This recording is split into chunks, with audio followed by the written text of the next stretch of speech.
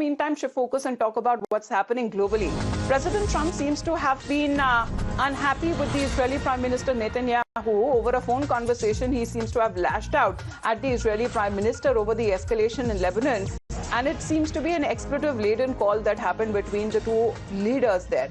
Now, what is being said through sources as Iran threatened to abandon the negotiations with the U.S. over Israel's actions in Lebanon. And on the call, Trump called Netanyahu reportedly crazy and accused him of ingratitude, according to what is being said. And he also now put the brakes on Israel's plan to strike Beirut, as Trump allegedly told Netanyahu that you are crazy. Now, behind the scenes, what has now been said that following this conversation between the two leaders, where when it comes to Israel wanted to bomb the Lebanese capital, would have actually further isolated Israel around the world. And what is being said that Trump claimed that he helped Netanyahu out of jail, a reference to his support during Netanyahu's corruption trial. Let's, in the meantime, connect with Srinjoy and Mayank, both of them who are joining us live right now. Well, good morning to both of you. Srinjoy, how do we understand? Because Trump's remarks to Netanyahu, and this seems to be quite expletive-laden, the kind of language that Trump seems to have been used, saying that you are crazy and you would have been in prison if it wasn't for me, and I'm saving you, and everybody hates you now. This is the kind of language that is being used. Very strong message. We can't use the language that Trump has used or allegedly used, because this has been reported in the US media. We can't use this language on Times Now, as it's a family channel. But nevertheless, very strong language. And as you rightly said, he said that I kept you out of jail, I saved you, and so on. The point is possibly because of the troubles in Lebanon, because Israeli forces have been hitting the Hezbollah in Lebanon, and including in Beirut, the capital. Now, that is something that President Trump is opposed to.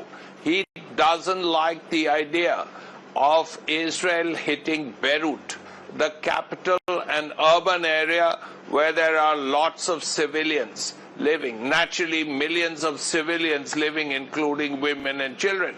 And that's something he's opposed to.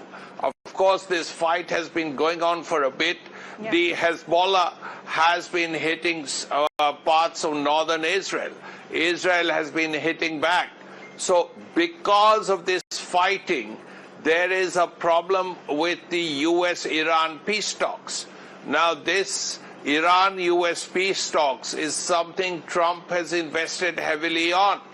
So for all these weeks, 7-8 weeks, we've been hearing about the peace talks, how it's going forwards, how it's stopping, how it's starting again, all of that.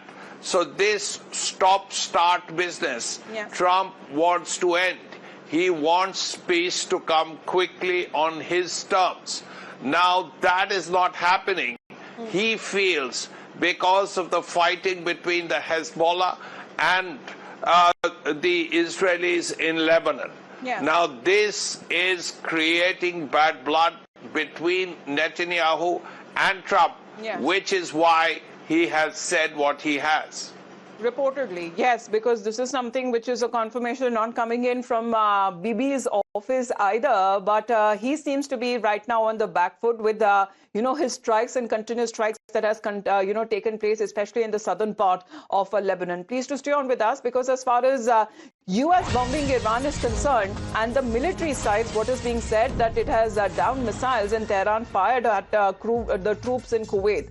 Now, the United States has said that it bombed a radar and drone sites in Iran after Tehran reportedly shot down an American drone over the weekend. Iran then said it targeted American soldiers in Kuwait with missiles, which the U.S. says it shot down. Now, the nominal ceasefire between Iran and the U.S. has repeatedly been tested back and forth with multiple attacks. However, it seems that both countries are still trying to negotiate to end the war. It is still not clear how close they are when it comes to sealing a deal, Mayank, but there is always a risk that an attack could actually derail those talks. So even as the protection that Iran continues to seek for Hezbollah, currently it seems that it does have the upper hand.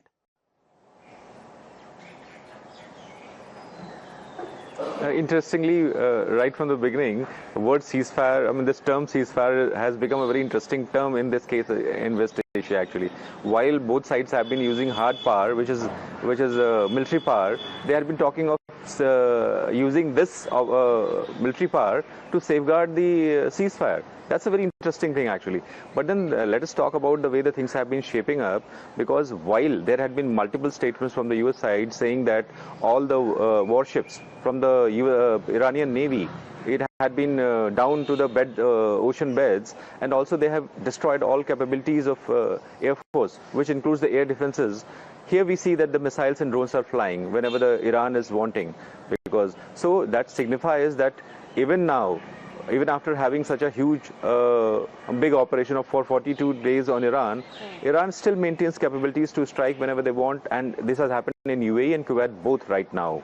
So, but then let us bring in Lebanon in this case, because it has suddenly cropped up after the two most significant points, which is talks on nuclear moratorium to opening the Strait of Hormuz. Lebanon has always been in some way or the other, directly or indirectly, because Iran had made initially made up its mind to even forego the talks which are going on between US and Iran. So in this case, what you see is actually it's all jumbling up now, and also we see a sort of a hint of divergence because it was a joint operation. Between launched by US. Despite all of that, the negotiations that seems to be taking place in the backdrop, Iran still continues to maintain a chokehold on the Strait of Hormuz, disrupting global energy supplies and driving up prices of fuel around the world with far-reaching consequences. And this is also something which India has also felt the pressure. Thank you very much for the moment to join Mayank for joining us live here. Of course, international updates continue on the other side of a very short break. You're watching the Morning News Hour.